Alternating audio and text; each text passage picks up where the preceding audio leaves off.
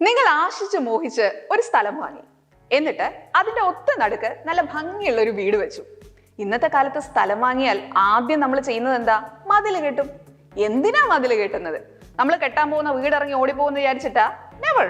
പക്ഷേ വേറെ ആരും നമ്മുടെ വീടിനകത്തേക്ക് കയറി വന്ന് ആക്രമിക്കരുത്. ഒരു സെക്യൂരിറ്റി ബ്രീച്ച് ഉണ്ടാകാൻ പാടില്ല.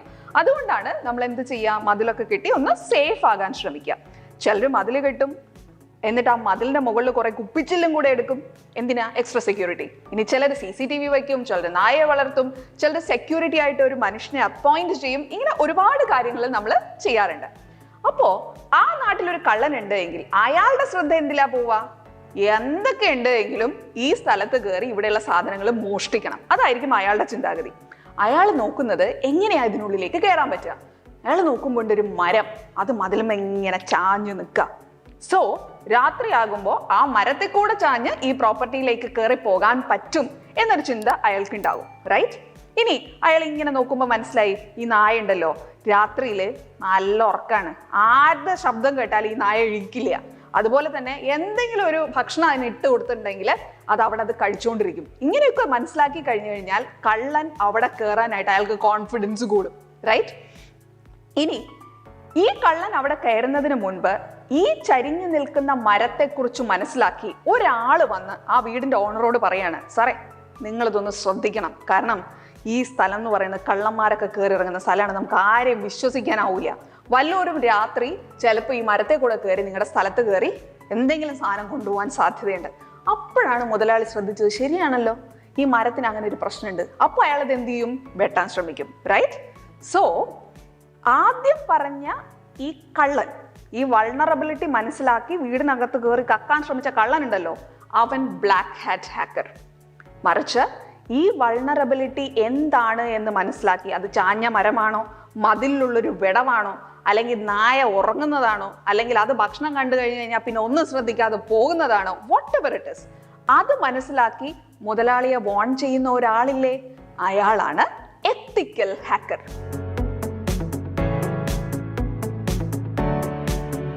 സർട്ടിഫിക്കറ്റും സർട്ടിഫിക്കേഷനും ഒന്നും അല്ല ഇവിടെ കാര്യം. ഇവിടുത്തെ പ്രധാനപ്പെട്ട കാര്യം എന്ന് പറയുന്നത് സ്കിൽ സെറ്റ്സ് ആണ്. നമ്മൾ നേരത്തെ പറഞ്ഞ വീടിന്റെയും കള്ളന്റെയും എക്സാമ്പിൾ നിങ്ങളൊന്ന് എടുത്തു നോക്കിയേ. അവിടെ ആ കള്ളൻ വീട്ടിലേക്ക് കയറുന്നതിന് മുൻപ് ആദ്യം പഠിക്കുന്നത് ആ വീടിന്റെ പ്ലോട്ടിനെ കുറിച്ചാണ്. എങ്ങനെയൊക്കെ അതിനകത്തേക്ക് പ്രവേശിക്കാം അതറിയണമെങ്കിൽ അയാൾക്ക് വ്യക്തമായിട്ട് എന്തുകൊണ്ടാണ് അവിടെ മതിൽ കെട്ടിയിരിക്കുന്നത്, ആ നിർമ്മിച്ചിരിക്കുന്ന മെറ്റീരിയൽ എന്താണ്. കാരണം മണ്ണോ മറ്റോ കൊണ്ടാണ് എങ്കിൽ നമുക്കത് പൊളിക്കാൻ പറ്റുന്നത് പോലെ അല്ല, കല്ല് കൊണ്ടാണ് എങ്കിൽ പൊളിക്കാൻ പറ്റുന്നത്. റൈറ്റ്? സോ അത് നമുക്ക് വ്യക്തമായിട്ട് അറിയണം. ഇനി അവിടെ അങ്ങനെ ഒരു പ്രശ്നമുണ്ട് എന്ന് ഐഡന്റിഫൈ ചെയ്ത് അതിന്റെ ഓണറോട് പറഞ്ഞു കൊടുക്കാൻ ശ്രമിക്കുന്ന ഒരാൾക്കും ആ പ്ലോട്ടിനെ കുറിച്ച് കൃത്യമായ നോളജ് വേണം, അല്ലാണ്ട് ഇത് ചെയ്യാൻ പറ്റില്ല. സെയിം ലൈക്ക് ദാറ്റ് ഒരു സ്ഥാപനത്തിന്റെ അവരുടെ വെബ്സൈറ്റോ എന്തുമായിക്കോട്ടെ അതിലുള്ളൊരു വൾണറബിലിറ്റി നിങ്ങൾക്ക് ഐഡന്റിഫൈ ചെയ്യാൻ സാധിക്കണമെങ്കിൽ ആദ്യം അത് എങ്ങനെയാണ് നിർമ്മിച്ചിരിക്കുന്നത്, അതിൽ എന്തൊക്കെയുണ്ട് എന്നുള്ളതിനെ കുറിച്ച് നിങ്ങൾക്ക് നല്ല ഐഡിയ വേണം. സോ ഇവിടെ നിങ്ങൾക്ക് ആവശ്യം എന്തൊക്കെയാണ്? ഡാറ്റാബേസിനെ കുറിച്ച് നോളജ് വേണം, നെറ്റ്വർക്കിങ്ങിനെ കുറിച്ച് നല്ലോണം അറിയണം, പ്രോഗ്രാമിംഗ് ലാംഗ്വേജസ് അത് നിങ്ങൾ മനസ്സിലാക്കിയിരിക്കണം. ഈ കാര്യങ്ങളൊക്കെ കൃത്യമായി അറിയാതെ ജസ്റ്റ് ഓടിക്കേറി ഞാനൊരു സർട്ടിഫിക്കറ്റ് എടുത്തിട്ടുണ്ട് എനിക്ക് എത്തിക്കൽ ഹാക്കർ ആകണം എന്ന് പറഞ്ഞു കഴിഞ്ഞാൽ അത് നടന്നുകൊള്ളണം എന്നില്ല. സോ നിങ്ങളുടെ ബേസ്മെന്റ് ക്ലിയർ ആക്കാൻ ശ്രമിക്കുക. അത് എത്രമാത്രം സോളിഡ് ആണോ, എത്രമാത്രം സ്ട്രോങ് ആണോ, അത്രമാത്രം നിങ്ങൾക്ക് കരിയറിൽ മുന്നോട്ട് പോകാൻ സാധിക്കും. ഏത് കോഴ്സിനെ കുറിച്ച് സംസാരിച്ചാലും എല്ലാവരും ചോദിക്കുന്ന ഒരു ചോദ്യമാണ്, ഇത് പഠിച്ചിറങ്ങിയാൽ എത്ര രൂപ നമ്മൾക്ക് സാലറി ആയി ലഭിക്കും? നോക്കൂ, നിങ്ങളും നിങ്ങളുടെ കൂട്ടുകാരനും ഒരേ ക്ലാസ്സിൽ ഒരേ ബെഞ്ചിൽ ഇരുന്ന് പഠിക്കുകയാണെന്ന് വെച്ചോളൂ. പഠിച്ചിറങ്ങിയത് ഒരേ മാർക്കിലാണ്. റൈറ്റ്? ഒരേ സ്ഥാപനത്തിലുമായിരുന്നു. അവിടെ നിന്ന് നിങ്ങൾ ഇറങ്ങിക്കഴിഞ്ഞ് ഒരേ കമ്പനിയിൽ നിങ്ങൾ ജോലിക്ക് ശ്രമിച്ചാലും ഒരു പക്ഷേ നിങ്ങൾക്ക് രണ്ടുപേർക്കും കിട്ടുന്നത് 2 സാലറി ആയിരിക്കും. കാരണം അവിടെ ഏറ്റവും ഇമ്പോർട്ടൻ്റ് ആയി മാറുന്നത് നിങ്ങളുടെ സ്കിൽ സെറ്റ്സ് ആണ്.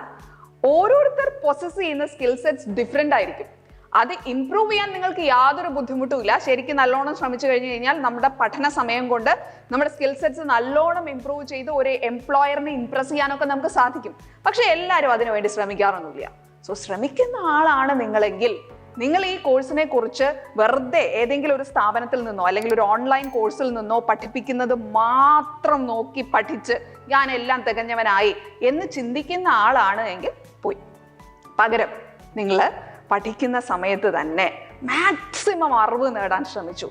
അതിൻ്റെ സൈഡ് ബൈ സൈഡ് അതിൻ്റെ ബേസ്മെന്റ് ക്ലിയർ ആക്കാനും അതുപോലെ ആ രംഗത്ത് പ്രവർത്തിക്കുന്ന ആൾക്കാരെ മീറ്റ് ചെയ്ത് അതിനെക്കുറിച്ച് കൂടുതൽ മനസ്സിലാക്കാനും ഒക്കെ നിങ്ങൾ ശ്രമിച്ചിട്ടുണ്ട് എങ്കിൽ നിങ്ങളുടെ സ്കിൽ സെറ്റ്സ് ഒബ്വിയസ്ലി എൻഹാൻസ്ഡ് ആയിരിക്കും.